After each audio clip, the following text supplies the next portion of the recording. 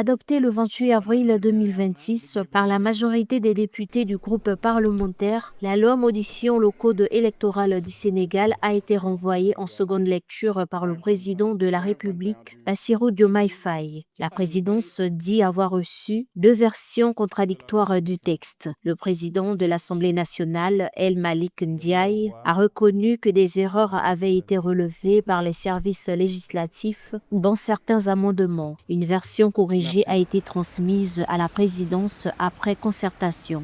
Vous informer que le bureau de l'Assemblée nationale s'est réuni ce matin afin de statuer sur la demande du président de la République. Par lettre datée du 7 mai 2026, le président de la République a saisi l'Assemblée nationale d'une demande de seconde lecture de la loi modifiant la loi numéro 2021-35 du 23 juillet 2021 portant code électoral, notamment ses articles 29 et 30.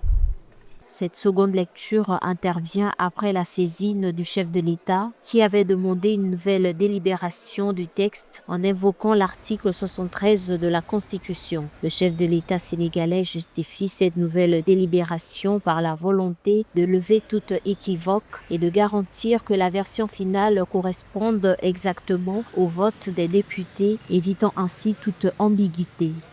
Pour lever toute équivoque et garantir la conformité du texte à promulguer à la volonté réellement exprimée par votre auguste institution et conformément aux dispositions de l'article 73 de la Constitution précitée, je soumets le texte de la loi à une nouvelle délibération. La modification de la loi encadrant les conditions d'inéligibilité et d'inscription sur les listes électorales a déclenché une forte controverse. L'opposition a vivement critiqué cette réforme, la qualifiant de manœuvre unilatérale visant à favoriser le leader, le PASTEF et actuel Premier ministre Ousmane Sonko afin de lui ouvrir la voie pour l'élection de 2029.